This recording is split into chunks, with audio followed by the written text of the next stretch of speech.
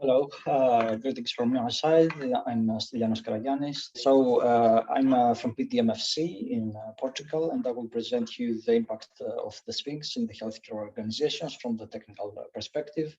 I will explain and introduce you to some of the tools and components. My presentation will be mostly descriptive of what has been done in the past months.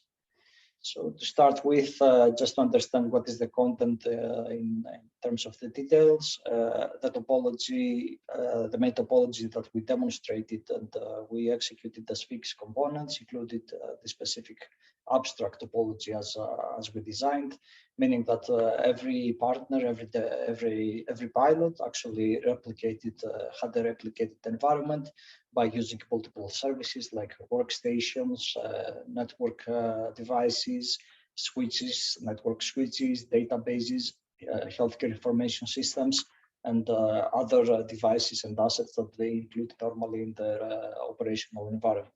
So that perspective, there are some specific devices and assets that are required in order to execute specific attacks and to demonstrate the detection methods by using cybersecurity controls like these ones from SPHINX Toolkit. So this environment, it's a basic environment that everyone actually has to implement in order to deploy the attack execution and the detection as it required. I will not stick on this diagram, as Christos explained as well. The components that the SPHINX Toolkit involves are many, so I might go and proceed on how this has been enabled, the SPHINX Toolkit. So according to the diagram that I presented to you before, the main points for enabling SPHINX Toolkit is to actually put agents or other processes or tasks in order to have data sensing, as I explained here, meaning that we retrieve inputs from DNS servers and DHCP servers. We include information and events from workstations like Windows XP and Windows 10. We do vulnerability scanning inside the network. We put vulnerability assessments inside the workstations individually to check for outdated software packages. We scan all the network by using data traffic monitoring and retrieve network traffic. So there are multiple, ways of retrieving sensor data like events, log files, network traffic from multiple devices or from the network overall. And all of these are actually the data sensing that we use. Some examples that some people might not be aware is that it's possible to extract events from workstations, even from normal PC computers like you have in your home, by extracting Windows logs related to application, security, setup, system, DHCP log files, and other details that when you use your computer, you can actually do a forensic analysis and extract all of these log files and retrieve to the cloud. Then by using our components, it's possible to the SPHINX Toolkit to aggregate the data and have alerts and do further processing and analysis in order to raise alerts regarding the behavior analysis from the network and the computers.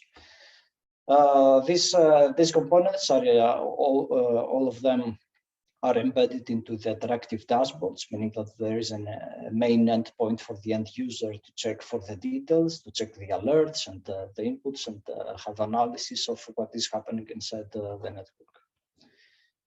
The use cases are executed like that. So we put a user that pretends to be the malicious guy. So the attack execution has been put it by using a worm, for example. The obsolete operating system is infected, and by retrieving the data sensing, as I explained before, we retrieve multiple log files and we aggregate and analyze by using the SPHINX Toolkit. So that's the main, idea. You set up the environment, you proceed with the attack execution, you retrieve log files and forensic evidence, and then you analyze by using security controls. You analyze the data and raise alerts. An example of an alert coming from the network traffic monitoring, meaning that the sensors that we have regards everything that is executed inside the network. We retrieve signatures like malicious actions that have been happening inside the network, or policy changes, or anything else like denial of service attacks and so on. So there is a way to graphically represent all of these attacks and actually investigate more whatever happens inside the network. Similarly, there are dashboards that involve vulnerability analysis. So this is coming from the vulnerability assessment from the VAS. And this specifically comes from some computers, Windows XP machines that are replicated in DP5 in Thessaly. So this includes specific vulnerability that has been exploited and demonstrated during the attack execution on the pilot side. Of course, there are other details like CVSS score, so how severity is the vulnerability overall. And this machine, for example, has very high severity levels and so on. So this is coming from the VAS. Again, there are multiple other log files and the details that we retrieve, like security configuration assessments inside the workstations, because the VAS cannot actually involve the insides of the workstation. So we use security configuration assessments in order to provide metrics of how secure is every system inside. So you can see here benchmark for Windows audit. This could result on very low or very high sufficient levels of benchmarking regarding the security configuration from each of the hosts. I mean, it could be a Windows XP machine, it could be a Windows 10 machine, it could be a Linux machine, whatever operating system supported. Other details that we can retrieve by using the sensors, it's the metrics from the internals of the workstations. So we can receive the running and executed processes, MD5 hashes that are relevant to these processes, the average CPU that has been used. So in that case, we can identify any malicious, any malware, any ransomware that has a lot of CPU usage, or try to compare by using the MD5 hashes and raise alerts according to the hashes that we have blacklisted. Some of the KPIs, I don't know how much time I have. I think I have some time, yes. Okay, so the KPIs, it's like we have vulnerability categories, monitored assets. We had 27 monitored assets from network switches, firewalls, Windows servers, Linux systems, databases. So these are the overall assets that have been monitored during the demonstration. The honeypot services were 4. The supported rules by the CM are 16. The signature types raised by the DTM during the demonstrations were 25, meaning that we were able to capture different network traffic abnormalities. The decision system provided 4 different types of suggestions. The developed attacks were overall 14, while from the 14th we were able to successfully execute 7 of the attacks. The attacks on the e-care, this has been executed in Heze, in Portugal, in Évora, Hospital of Évora. So we had 4 different attacks executed on the e-care platform. This, I think, from Heze, they will explain more details what is the e-care platform and how the attack execution happened there. Other KPIs and details on the components included these alert categories that have been raised from the DTM. Sorry. Oh, okay.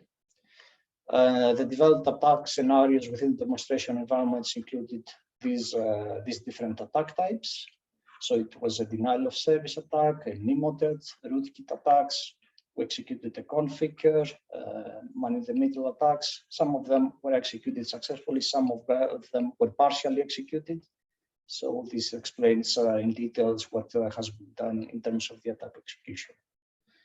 For the e-care system, we provided 4 different attacks, a brute force on the login, a potential credential issue, meaning login failures from the normal users, a brute force attack that has been happening by using a bot, so it's a very excessive brute force attacks, and illegitimate inputs on e-care metrics, providing non-validated inputs on the e-care system.